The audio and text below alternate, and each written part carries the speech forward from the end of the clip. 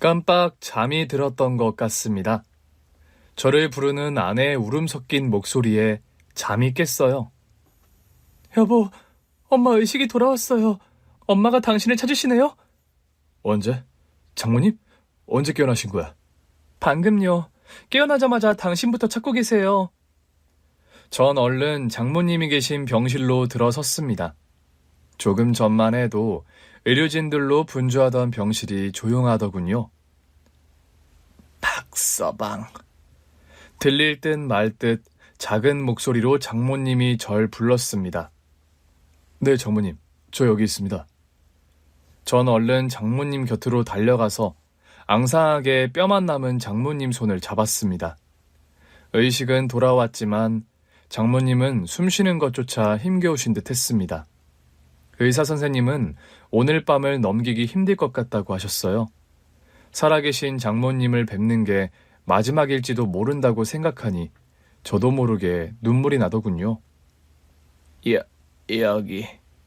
장모님은 제 손에 뭔가를 쥐어주려고 하셨습니다. 장모님, 이게 뭡니까? 자네한테 부탁이 있어. 장모님이 제 손에 쥐어주려고 했던 건 명함이었습니다. 의아했어요. 임종 직전에 명함을 주시는 장모님 뜻을 이해하기가 힘들었죠. 장모님은 힘이 드시는지 잠시 말씀을 멈추셨습니다. 이 사람, 자네가. 장모님, 저보고 이 사람을 찾아가라는 거죠? 장모님은 힘겹게 고개를 끄덕이셨습니다. 그래, 꼭. 네, 장모님. 제가 꼭 찾아갈 테니 걱정하지 마세요. 장모님은 제 확답에 안심하시는 것 같았습니다. 전 그 명함의 주인이 누굴까 궁금했지만 지금은 그걸 물을 상황이 아니었죠. 그런데 제가 명함을 주머니에 넣으려는 순간이었습니다. 갑자기 아내가 달려와선 그 명함을 박박 찢어버리는 겁니다. 신경질적으로 말이죠. 전 너무나 당황해서 아내의 행동을 보고만 있었습니다. 당신 왜 그래? 그거 어머님이 주신 명함이잖아. 그걸 찢어버리면 어떡해? 아내가 뭔가 말하려는 것 같았는데요. 그때 장모님의 바이탈 모니터에서 심장박동수가 급격히 떨어지고 있다는 신호음이 들리는 겁니다. 간호사 선생님이 달려왔고요. 의사 선생님도 오셔서는 저희에게 마지막 인사를 하라고 하더군요. 올 것이 왔구나라는 생각에 눈물이 쏟아지기 시작했습니다. 엄마, 안 돼. 아직 나 엄마하고 하고 싶은 게 맞단 말이야. 아내는 오열하기 시작했습니다. 아들 민석이와 딸 민지도 할머니와 마지막 인사를 하라는 말에 소리내 울기 시작했죠. 할머니 사랑해요. 할머니 죽으면 안 돼. 아직 초등학생인 민지는 장모님을 흔들며 어서 일어나라고 떼를 쓰면서 울었습니다. 학교에서 돌아오면 늘 자신을 반기던 할머니가 죽는다는 사실이 실감되지 않았던 겁니다. 그건 저 역시 마찬가지였어요. 장모님 덕분에 제가 부모님 사랑이라는 걸 맛봤습니다. 감사합니다, 장모님. 장모님께 마지막 인사를 하면서도 꿈이면 좋겠다 싶었습니다. 장모님은 제게 엄마 같은 분이셨습니다. 저를 사위가 아니라 친아들처럼 사랑해 주셨어요. 장모님, 좋은 곳으로 가서 편히 쉬세요. 사랑합니다. 엄마 사랑해요. 우리 꼭 다시 만나요. 아내도 저도 장모님과 작별하는 게 너무 힘들었습니다. 소란스러운 장례식장에서도 잠시 틈이 나면 장모님 생각에 눈물이 났습니다. 당신 들어가서 잠시라도 눈 좀 붙여요. 어제도 꼬박 밤을 새우지 않았어요? 아니야, 난 괜찮으니 당신이나 좀 쉬어. 내일 장지까지 가려면 잠을 좀 자둬야지. 슬픔 때문인지 그리움 때문인지 잠도 오지 않았습니다. 장모님이 이젠 저희 곁에 없다는 사실이 믿기지가 않더군요. 장모님의 장례를 마치고 집에 돌아오니 허전함은 더했습니다. 집안 곳곳에 남아있는 흔적 때문에 장모님이 너무 그리워지더군요. 아내 역시 마찬가지인 것 같았습니다.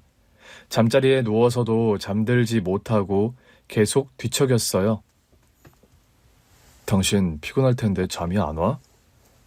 당신도 잠이 안 오나 보네요. 집에 오니 어머님이 생각이 더 나네.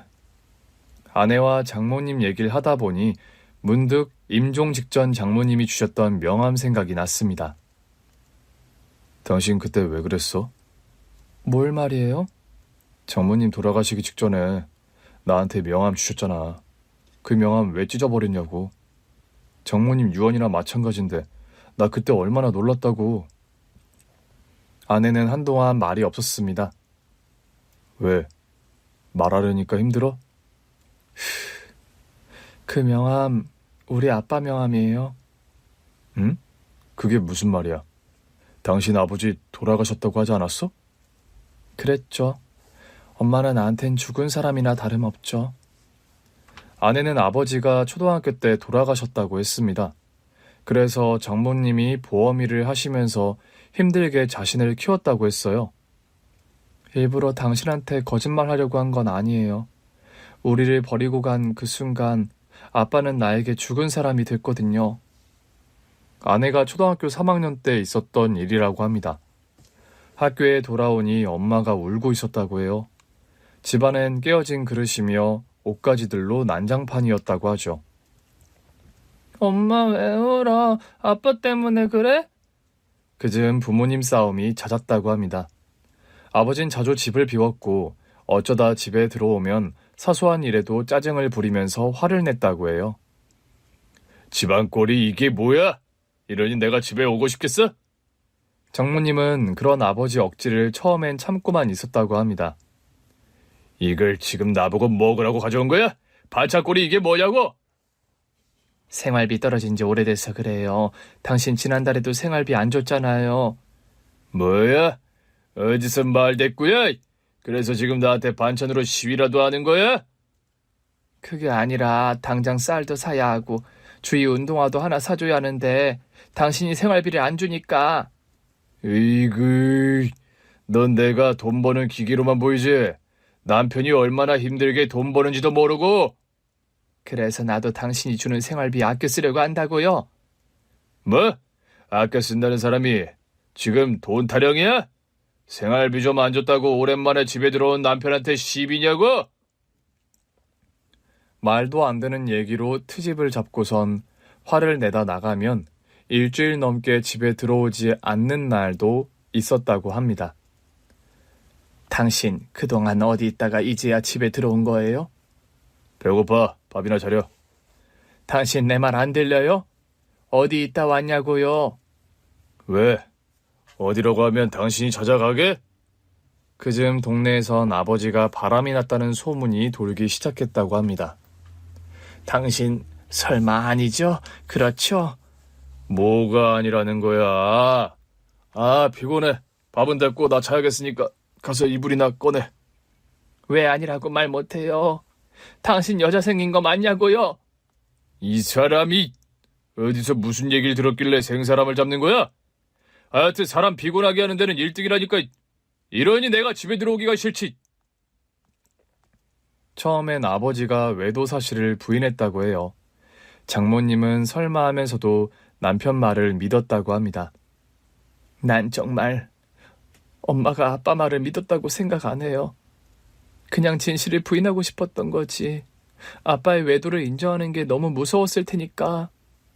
하지만 그 시간도 오래 가지는 못했다고 합니다. 하루는 학교에서 돌아왔는데 낯선 여자 신발이 현관에 있더라고. 방에선 여자 울음소리가 들리고. 평소라면 자신을 반겼을 엄마가 방 밖으로 나와보지도 않더라는 겁니다. 엄마, 어딨어? 나 학교 갔다 왔어. 이상하다 싶어 방문을 열었더니 하얗게 질린 얼굴을 한 장모님이 당황해서 아내를 쳐다봤다고 합니다. 그 앞에선 신발 주인으로 보이는 여자가 울고 있었고요. 주희야. 장모님은 아내를 보고도 말을 잇지 못했는데요. 울고 있던 여자가 아내를 보더니 일어서서 나가버리더라는 겁니다.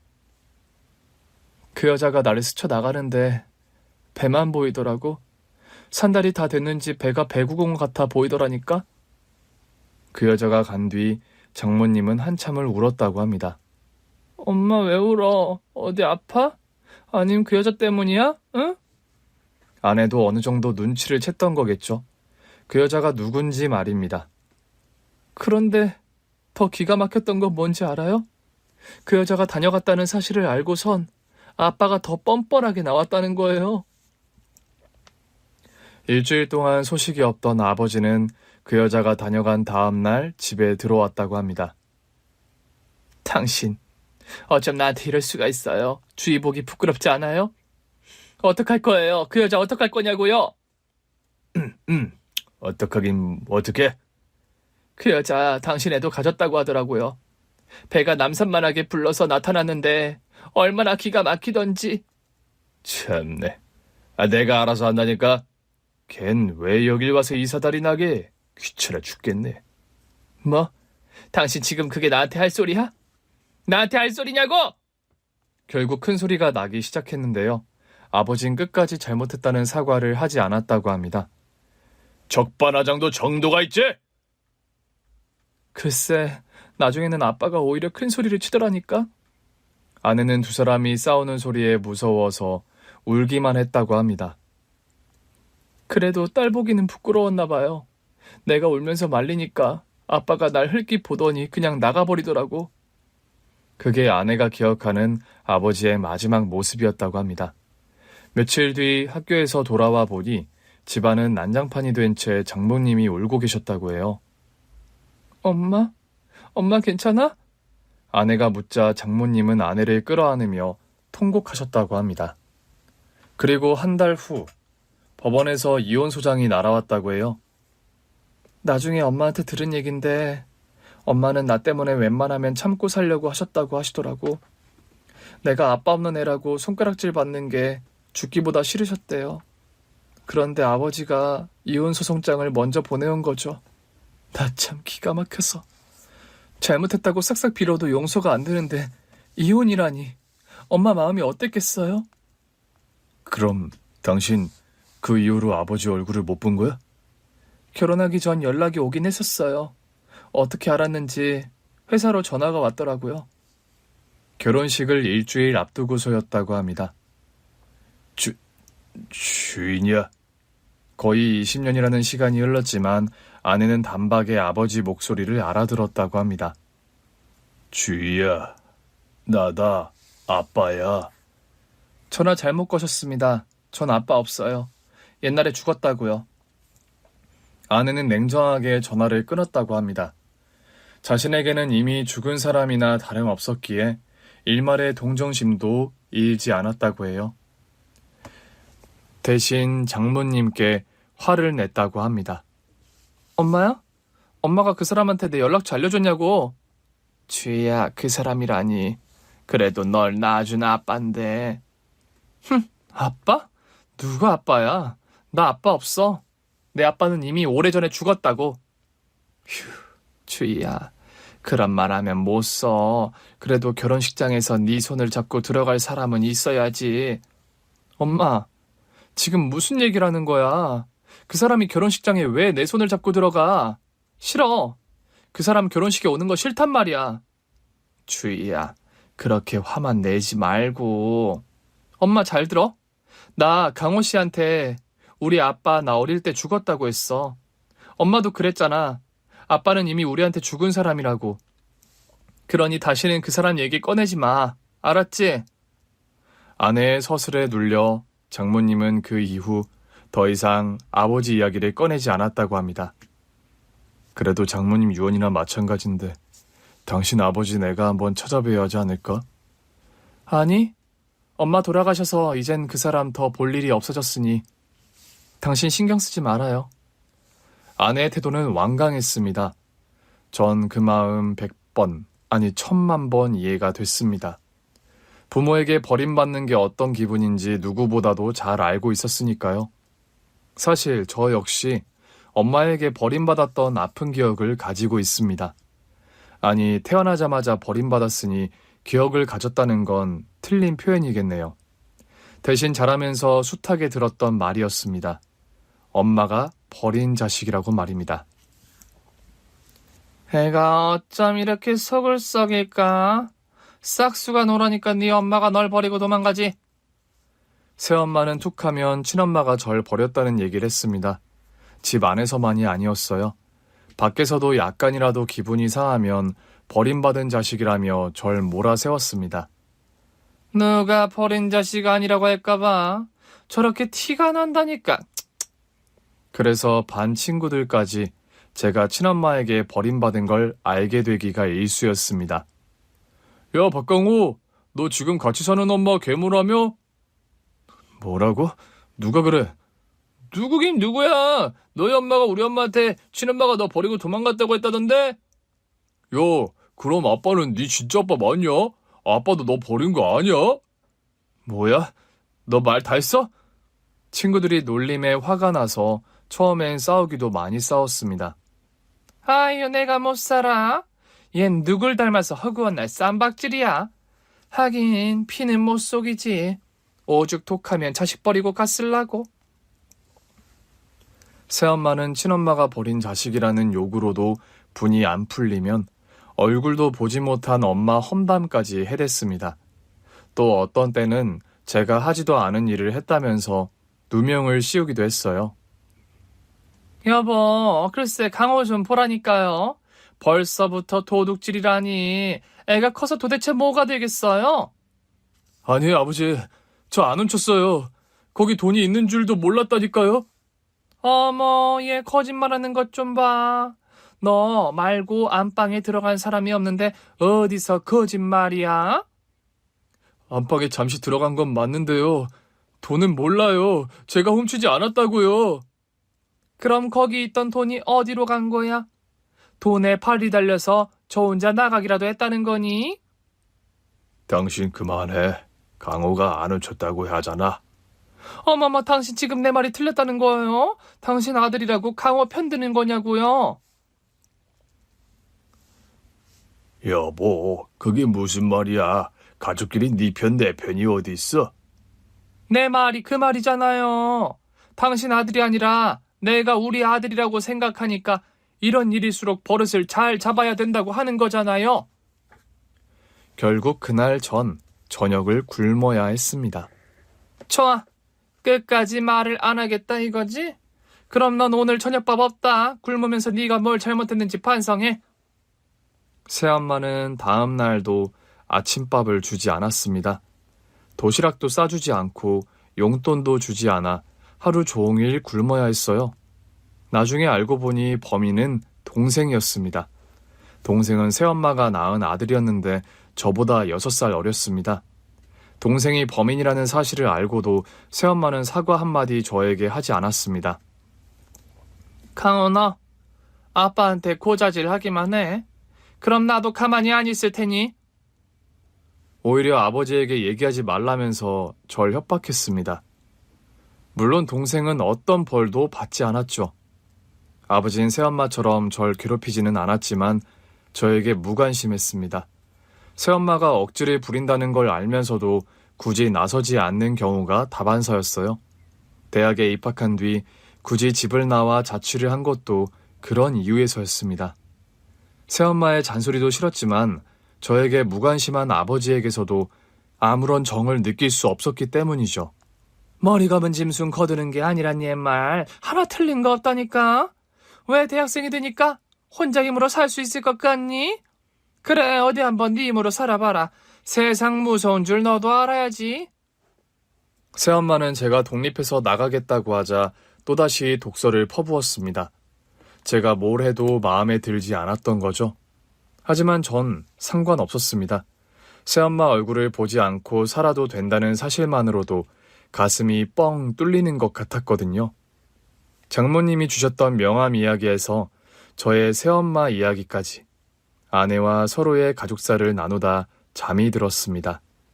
다음날 전 그래도 장모님의 유언인데 싶어 아내의 아버지 장인 어르신을 한 번은 찾아뵈야겠다는 생각이 들었습니다. 그래서 찢어진 명함을 찾아 거기 적힌 번호로 전화를 했습니다. 사실 아내 몰래 명함을 찾아 투명 테이프로 붙여뒀었거든요. 여보세요. 감기에 걸린 듯 탁한 목소리의 남자가 전화를 받았습니다. 혹시 서주희 씨 아버님 되십니까? 전화기 속 남자는 잠시 말이 없었습니다. 그렇습니다. 제가 주희 아버지 되는 사람입니다. 전 제 신분을 밝히고 만날 것을 약속했습니다. 물론 아내 몰래 말이죠. 약속 장소에 도착하니 어르신이 이미 나와 계시더군요. 우리 주희 남편이라고. 이렇게 먼저 찾아와줘서 고맙습니다. 아닙니다. 장모님이 돌아가시면서 꼭 찾아뵈라고 제게 부탁을 하셨습니다. 장모님이라면 주희 엄마가 죽었다는 말입니까? 어르신은 장모님이 돌아가셨다는 말에 충격을 받으시는 것 같았습니다. 아, 그래서였군요. 그래서 그 사람이 나한테 연락을 했던 거군요. 네? 장모님께서 먼저 연락을 하셨다고요? 6개월 전쯤이라고 했습니다. 장모님이 갑자기 장인 어르신께 전화를 하셨다고 합니다. 잠깐 보자고 하더군요.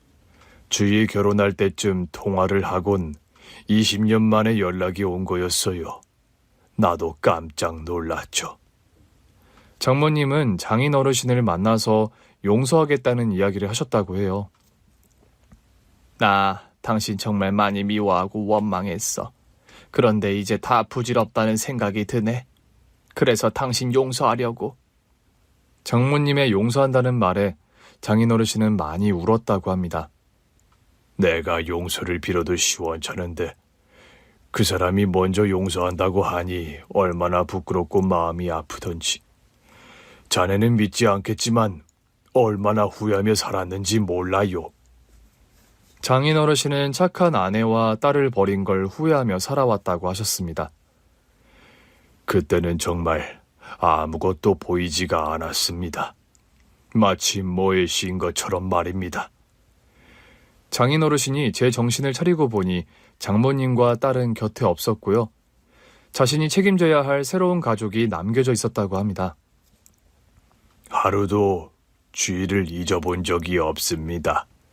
가끔 주희 회사 근처에 가서 딸을 몰래 보고 오곤 했어요. 장인 어르신은 결혼식에도 오셨다고 했습니다. 아버지라며 떳떳이 나설 처지가 아니라서 딸이 식장에 입장하는 걸 먼 발치에서 지켜보셨다고 하더군요. 그 사람이 주희를 부탁하더군요. 기회가 되면 그동안 못다한 아버지 노릇을 해주라고 말입니다. 그래서 아마 자네를 나한테 보낸 모양이네요. 장인 어르신을 만나고 돌아오는데 마음이 복잡했습니다. 아내가 알면 화를 낼 게 분명했기 때문입니다. 제가 장인 어르신이라는 말만 꺼내도 펄쩍 뛸 것 같았습니다. 누가 장인이냐고 말이죠.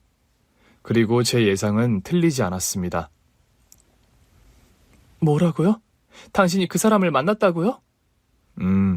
장모님 유언이잖아. 그냥 넘길 수가 없더라고. 아니, 유언은 무슨 유언이에요. 죽을 때가 되니까 엄마가 마음이 약해져서 그랬던 거라고요. 그게 아니라 장모님 다 당신을 위해서 그러신 거였어. 나를 위해서라고요? 왜? 그 사람이 그렇게 얘기해요? 당신 그렇게 화만 내지 말고 내 얘기 좀 들어봐. 무슨 얘기요? 나 당신한테 그 사람 얘기 듣고 싶지 않아요. 내가 당신한테 얘기했죠. 우리 아빠는 이미 죽었다고. 아내는 제 얘기조차 듣고 싶어 하지 않았습니다. 더 말을 했다가는 싸우겠다 싶더라고요. 그래서 그날은 이야기를 접었습니다. 당신 그거 알아? 그 사람 얘기면 그만둬요. 듣고 싶지 않다고 했죠? 아니, 당신 아버지 얘기 아니고 우리 엄마 얘기야. 당신 엄마요? 새엄마 말하는 거예요? 아니, 나 낳아준 엄마. 당신 엄마 얼굴도 모른다고 하지 않았어요? 그래, 나 엄마 얼굴도 몰라. 그런데 참 이상하지? 얼굴도 모르는 그 엄마가 가끔 꿈에 나타날 때가 있어. 얼굴도 모르는데 어떻게 꿈에서 엄마인 걸 알아요? 그러니까 이상하다는 거야. 한 번도 본 적이 없는 낯선 얼굴인데 꿈에선 저 사람이 내 엄마구나라는 걸 내가 알더라고. 아내는 가만히 제 이야기를 듣고 있더군요. 어떤 땐 길에서 마주친 친절한 아줌마가 꿈에서 우리 엄마가 돼서 나타나기도 하고 또 어떤 때는 장모님이 우리 엄마가 되기도 하고 그러더라고요. 당신 엄마가 많이 그리웠나 보네요? 나 얼굴도 모르는 엄마가 보고 싶을 때가 많았어. 그래서 당신이 얼마나 부러웠는지 몰라. 내가요? 왜요? 장모님이 당신 친엄마라는 게 나 샘날 때도 있었다니까. 설마 엄마가 당신 얼마나 예뻐했는데. 그래서 더 그랬던 것 같아. 장모님한테서 처음으로 엄마의 사랑이라는 걸 받아봤잖아. 장모님이 내 친엄마였으면 얼마나 좋았을까? 란 생각 가끔 했었어. 정말? 난 전혀 몰랐어요. 그래, 당신이 어떻게 알았겠어. 가진 사람은 없는 사람 형편을 잘 모른다니까. 어라? 얘기가 왜 또 그렇게 돼요? 사실 난 오늘도 당신이 부럽더라. 그런 아버지라도 살아서 만날 기회가 있으니까. 난 친엄마 소식 전혀 몰라. 살아계신지도 알 수가 없고. 제 이야기에 아내는 말이 없었습니다. 조금 전처럼 펄펄 뛰지 않고 가만히 있더군요. 피곤하다. 우리 그만 잘까? 아내는 여전히 잠들지 못하는 것 같았습니다. 아니라고 했지만 아내 역시 장모님이 남기신 유언이 마음에 걸렸을 겁니다. 며칠 후 이번에는 장인어르신께 먼저 연락이 왔습니다. 아내를 꼭 한번 만나게 해달라고 말이죠. 염치 없지만 자네밖에 부탁할 사람이 없어. 주위 한 번만 만나게 해줄 수 없겠나? 장인어르신은 말씀을 하시면서도 계속 기침을 하셨습니다. 첫 만남에서도 느꼈던 거지만 어딘가 아파 보이셨어요. 장인어르신은 고급스러운 차림새였지만 왠지 초췌해 보였거든요. 아버님, 어디 몸이 안 좋으십니까? 기침 소리가 많이 안 좋은데요. 자네에게 부담이 될까봐 이 말은 안 하려고 했는데 사실 나 암이야. 살 날이 얼마 남지 않은 것 같아. 연신 기침을 해대며 부탁하시는 장인어르신이 너무 딱해 보였습니다. 그래서 전 아내를 만나게 해드리겠다고 약속을 하고 말았습니다. 당신, 그 사람 만나지 말라는 내 얘기 뭘로 들은 거예요? 아내는 제 얘기에 화부터 냈습니다. 알지. 나 당신 마음 안다고. 그런데 또 그 사람을 만났단 말이에요? 그럼 어떻게 회사 앞까지 찾아오셨는데. 게다가 아버님 건강도 많이 안 좋으신 것 같더라고. 아버님이라뇨? 누가 당신 아버님이라는 거예요? 여보, 지금 그게 중요한 게 아니야. 당신 아버님 암이래. 얼마 남지 않으신 것 같아. 암이라는 말에 아내도 놀라는 것 같았습니다. 당신 마음 나도 아는데 암이라고 하시잖아. 만약 이대로 돌아가시면 당신 후회 안 하겠어? 후회할 일 하지 말고 한 번만, 딱 한 번만 만나자, 응? 장인어르신이 돌아가실지도 모른다는 말에 아내는 고집을 꺾었습니다. 이틀 뒤 조용한 레스토랑에서 장인어르신을 만났어요. 주희야, 아이고 내 딸.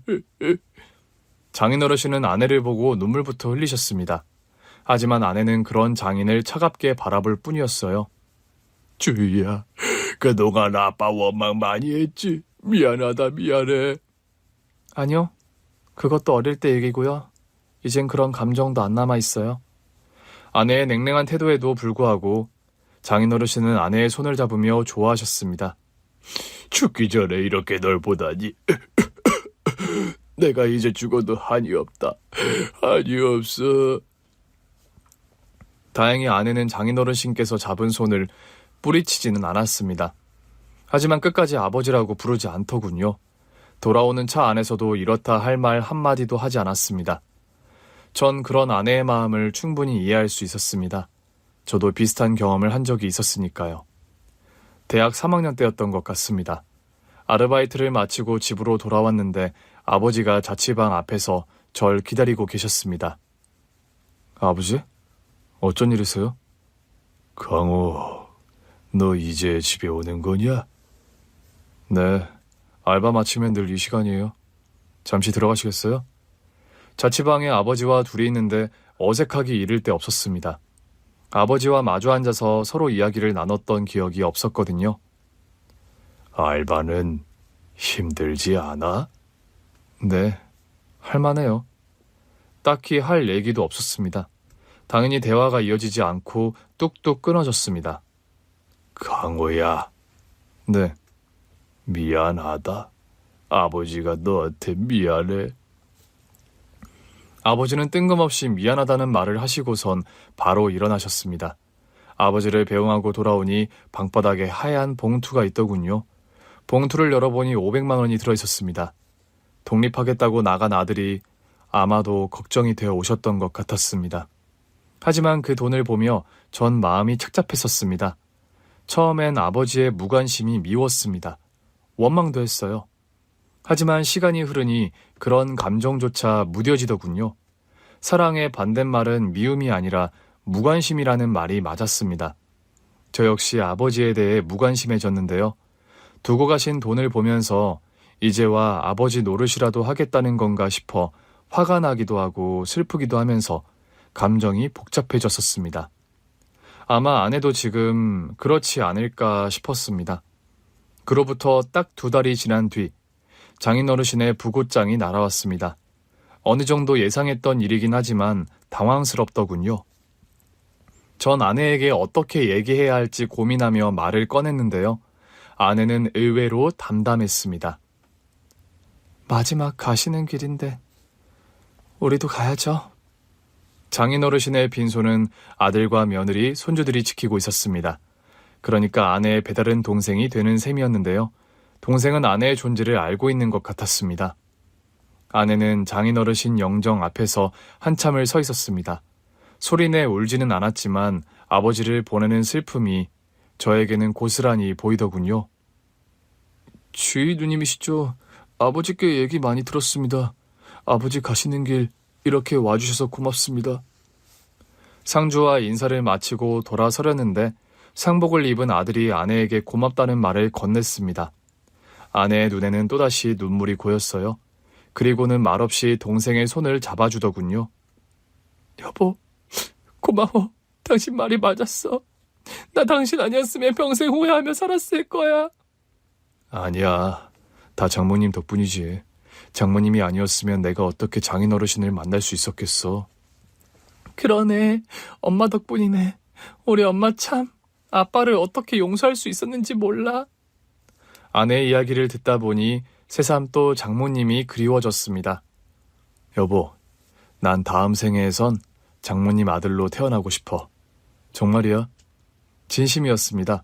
장모님은 늘 제 편이셨으니까요. 장모님이 엄마처럼 처음으로 제 역성을 드신 건 아이러니하게도 상견례 자리였습니다. 새엄마는 친엄마에게 버림받았다는 얘기로 또 저의 흉을 장모님께 늘어놓으려고 했어요. 곧 사돈지간도 되고 해서 드리는 말씀인데요. 우리 강우가 어른을 잘 섬길 줄을 몰라요. 피는 못 속인다고 지 엄마가 갓난아기 때 버리고 도망갔거든요. 네, 박서방에게서 들어서 그 얘기는 이미 알고 있습니다. 어머, 강우가 그런 얘기도 했어요? 별일이네. 제 친엄마 얘기라면 눈에 쌍심지를 켜는 애가. 그런데 전 사부인께서 박서방 아기 때부터 키우셨다고 들었는데요. 아유, 말도 마세요. 저 또한 땐 어린 걸 제가 다 키웠잖아요. 강호 키운다고 제가 얼마나 마음고생 많이 했는지 몰라요? 그러세요? 그럼요. 제가 피는 못 속인다고 했잖아요. 애가 어릴 때부터 얼마나 거짓말을 잘하던지. 사부인, 그렇다면 그건 엄마 교육에 문제가 있었다는 거 아닙니까? 핏줄과는 상관없는 것 같은데요. 네? 뭐라고요? 엄마 교육에 문제가 있다고요? 사부인, 그럼 제가 잘못 가르쳤다는 겁니까, 지금? 아니, 사부인께서 잘못 가르쳤다는 게 아니고요. 이치가 그렇잖아요. 도둑놈 핏줄이 따로 있는 게 아니지 않습니까? 어떻게 가르치냐의 문제지요. 아니, 그게 아니죠.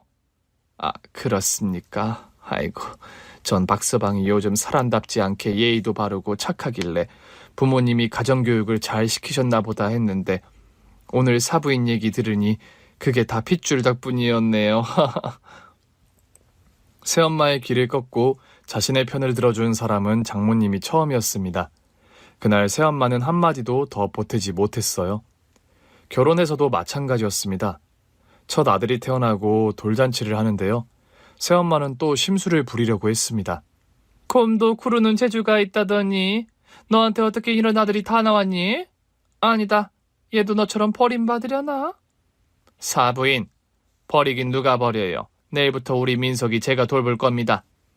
네? 사부인이 민석이를 돌본다고요? 왜요? 왜긴 왜입니까? 제가 베이비시터를 차청했으니 그런 거죠. 그러니 이제부턴 출입을 좀 자제해 주세요. 사돈끼리 그 정도의 예의는 지켜주셔야죠. 사부인, 예의 중요하게 생각하시는 분이시니까 제가 따로 말씀 안 드려도 되겠죠?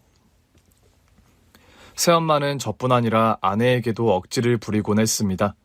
불쑥불쑥 집에 찾아와 저와 아내를 곤란하게 만들기 일쑤였어요. 도저히 참을 수 없어 화를 냈던 적도 있었는데요. 장모님이 눈치를 채시곤 선수를 치셨던 겁니다. 세상 참 좋아졌네, 좋아졌어. 장모가 사위 집에 들어가서 산다니, 안 그래요, 여보? 당신, 그만 좀 해. 사부인 보기 부끄럽지도 않아? 아니, 당신은 왜 화를 내고 그래요? 내가 뭘 잘못했다고? 내 말 틀린 거 있어요? 당신, 강호일이면 못 잡아먹어서 안달이잖아. 당신의 그 음흉한 속내, 내가 그동안 몰라서 참은 줄 알아? 뭐라고요? 음흉하다고요? 당신 지금 말 다 했어요? 어허, 조용히 하지 못해? 여기 민석이 돌잔치 자리야. 어디 교양 없이. 뭐, 교양? 아이고, 지금 이 자리가 다 누구 덕분인데? 갓난 핏덩이를 고생고생해서 키운 게 누군데? 당신 그만하지 못해? 그래, 못한다. 지금까지 내가 강호 제 키운다고 얼마나 고생을 했는데. 이빨은 소리 좀 했다고. 아이고. 결국 그날 민석이 돌잔치는 난장판으로 끝났습니다. 하지만 전 속이 후련하더군요. 새엄마 강짜를 아버지가 드디어 해결하셨거든요. 미안하다, 강호야. 앞으로 네 엄마, 너희 집에 드나드는 일이 없도록 하마. 처음으로 아버지가 제 편을 드셨고요. 아버지 말씀처럼 새엄마는 저희 집에 나타나지 않았습니다. 명절날 본가에 가도 전처럼 시비를 걸지도 억지를 부리지도 않더군요. 또 저나 아내와 가능한 마주치는 걸 새엄마가 먼저 피했습니다. 전 다행이다 싶었죠. 이후 새엄마를 보지도 않고 사는 평화로운 날들이 계속됐습니다. 장인어르신의 장례식에서 집으로 돌아오자 아내가 피곤했는지 바로 잠이 들었습니다. 오랜만에 깊은 잠을 자는 것 같아 안심이 되더군요. 여보, 나 어제 정말 오랜만에 단잠을 잤어요. 그래, 그런 것 같더라고. 꿈에 엄마를 만났는데 엄마가 잘했다고 날 안아주더라고요. 그랬어? 사실 나 어제 아빠 영정사진 보면서 죄송하다고 했거든요. 아빠 미워하고 원망했던 거 미안하다고. 그리고 그때 아버지가 용서해달라고 할 때 대답하지 못했던 거 후회한다고 말씀드렸어요. 잘했어. 당신 마음 장인어르신도 아실 거야. 그럴까요? 아빠도 아실까요? 그럼 나도 보이던데 장인어르신은 당연히 아시지. 아버지를 용서했기 때문일까요? 아내의 얼굴이 훨씬 밝아 보였습니다. 장인어르신의 장례가 끝난 후 일주일 뒤에 아내는 동생으로부터 뜻하지 않은 연락도 받았습니다. 주인님, 제가 연락드려서 많이 놀라셨죠? 아, 네. 좀 놀라긴 했어요. 말 편하게 놓으세요. 제가 누님보다 10살이나 아래입니다. 10살 아래라는 말에 아내는 문득 옛날 일이 떠올랐다고 합니다. 학교에서 돌아왔는데 엄마 앞에서 울고 있던 여자 말입니다. 그때 그 여자가 만삭이었던 게 기억났다고 해요. 아버지가 누님 얘기 많이 하셨어요. 제 얘기를요? 네, 제 성격이 누님과 많이 닮았다고요. 동생은 아버지의 유언을 전하기 위해 찾아왔다고 했습니다. 아버지가 누님께도 유산을 남기셨어요. 누님께 못할 짓을 했다고 많이 후회하셨거든요. 유산이라는 말에 아내도 저도 얼떨떨했습니다. 아버지 유언이니 부담 가지지 말고 받아주세요. 그래야 아버지도 평안하게 눈을 감으시죠. 장인어르신이 아내에게 남긴 유산은 서울 근교의 작은 땅이었습니다. 나 어릴 때 아빠랑 주말 농장에 가곤 했었어요. 상추랑 고추랑 감자도 심었는데 얼마나 재밌었다고요. 그때 아빠가 그랬어요. 아빠 돈 많이 벌어서 나중에 시골에 근사한 집 지을 테니까 나 결혼해서 자주 놀러 오라고요. 장인어르신의 빅피초였네. 당신 결혼해서도 오라고 하셨으니. 그러게요. 그때 아빠는 지금 같은 상황을 상상도 못 하셨을 테니까요. 그럼 나중에 우리가 거기 가서 집 짓고 살까? 우리 애들이 결혼해서 놀러 오게. 화해는 또 다른 화해를 낳는 것 같습니다. 아버지와의 화해가 배다른 동생과의 화해로까지 이어졌어요. 장례식 이후 동생은 가끔 우리에게 연락을 했고요. 지금은 가족끼리도 서로 왕래하는 사이가 됐습니다. 졸지에 전 처남이 생겼는데요. 처남이 있으니 좋더라고요. 형님, 이번 주말 날씨 좋다고 하던데 다 같이 캠핑 어떠세요? 캠핑 좋지. 민석이 엄마한테 내가 얘기해볼게. 네, 고기하고 간식은 제가 준비할게요. 아니야, 지난번에도 처남이 준비했잖아. 이번엔 우리 집에서 할게. 아니에요, 제가 거래하는 좋은 데가 있어서 그래요. 고기는 제가 준비할 테니 형님은 좋은 와인 좀 부탁드릴게요. 새로운 가족이 생기니 좋았습니다. 아니, 서로의 아픔을 보듬어주는 가족이 있으니 삶이 달라지는 것 같았습니다. 누님, 고기 맛 어떠세요? 제가 특별히 좋은 걸로 부탁해서 가져온 겁니다. 정말? 그래서 그런지 입에 살살 녹는 게 완전 꿀맛인데? 아유, 형님, 말도 마세요. 이이가 고기 숙성시킨다고 냉장고를 다 차지했었다니까요. 숙성을 잘해야 제맛이 난다나 뭘 하나. 하여튼 형님 가족이랑 캠핑 간다고 하면 어찌나 유별나게 준비를 하는지. 야, 우리 처남한테 감사해야겠는걸. 아무나 이 고기 맛을 볼 수 없다는 거잖아. 안 그래, 여보? 그래, 대규야 너무 고맙다. 이 사람이랑 캠핑 가잖아? 그럼 고기가 뭐니 라면도 제대로 얻어먹기 힘들다니까. 뭐야 당신, 지금 동생 있다고 나한테 유세하는 거야? 그럼요, 이 정도 급이면 유세할만 하죠. 하하. 누님, 얘기만 하세요.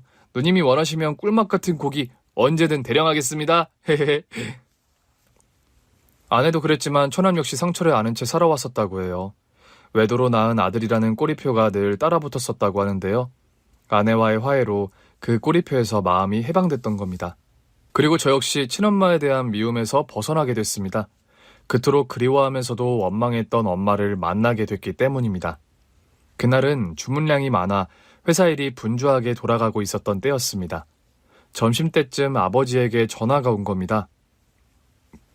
강호야, 통화 괜찮니? 네, 아버지, 무슨 일 있으세요?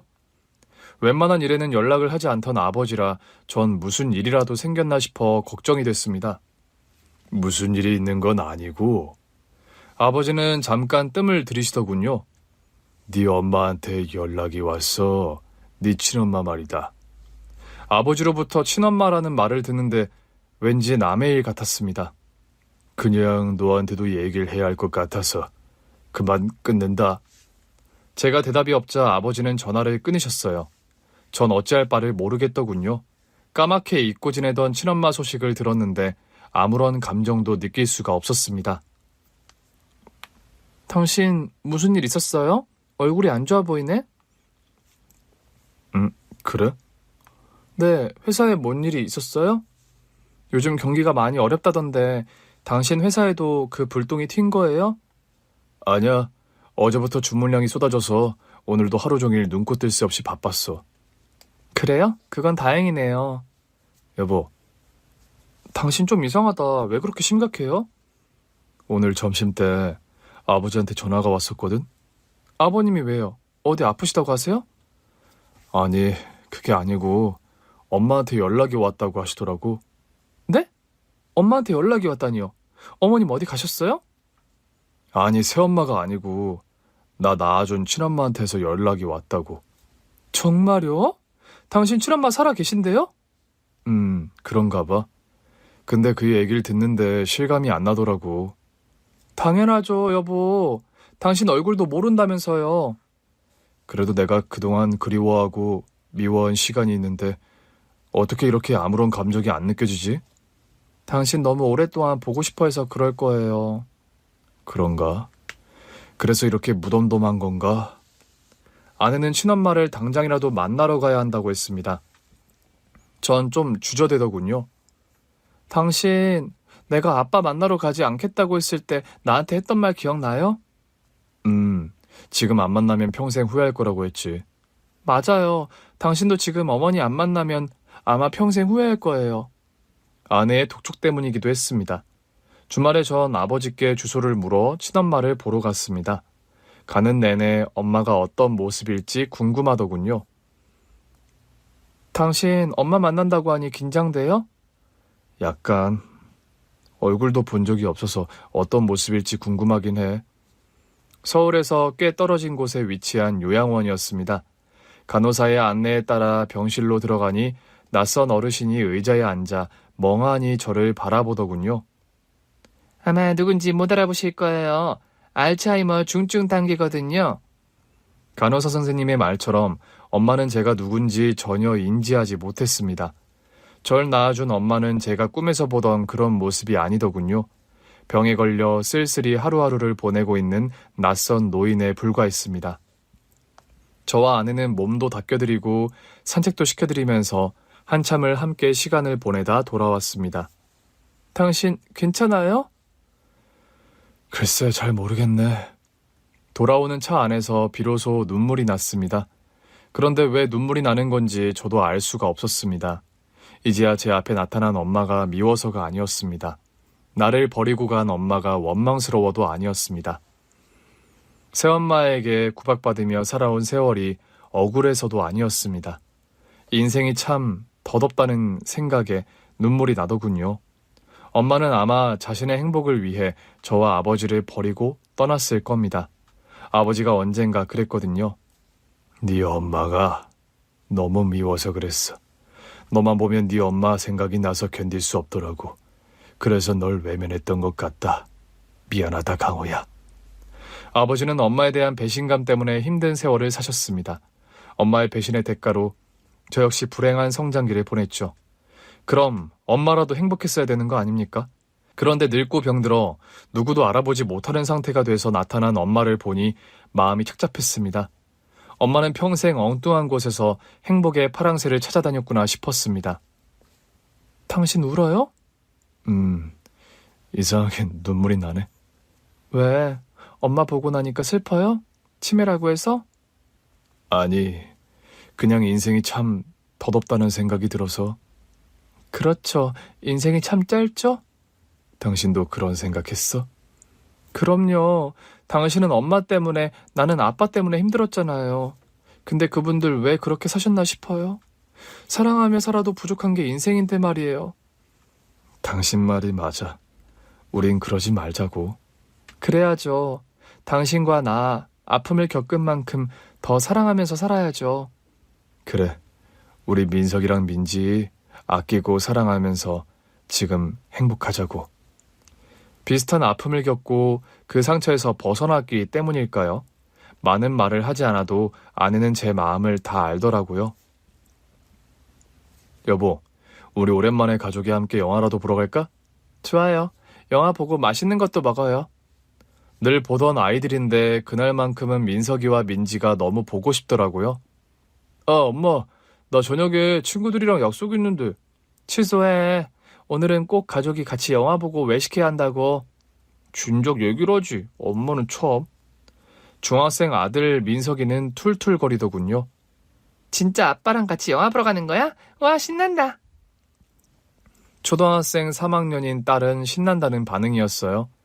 그날 저희는 딸이 좋아하는 애니메이션을 관람하고 아들이 좋아하는 피자를 먹었습니다.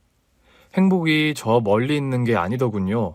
가족이 함께 즐겁게 웃을 수 있다는 게 바로 행복이 아니겠습니까? 누구나 쉽게 이 행복을 누리는 것 같지만 또 그렇지만도 않은 것 같습니다. 소소한 일상에서의 행복을 행복이라고 감사하지 못하는 경우도 많으니까요. 하지만 저와 아내는 잘 압니다. 지금 이렇게 아이들과 웃을 수 있다는 게 행복이라는 것을요. 그래서 앞으로도 소중하게 지켜가려고 합니다. 긴 글 읽어주셔서 감사합니다. 오늘 준비한 사연은 여기까지입니다. 재미있게 들으셨다면 구독과 좋아요, 알림 설정까지 눌러주세요. 그럼 저는 다음 사연으로 찾아뵐게요. 오늘도 건강하고 행복하세요.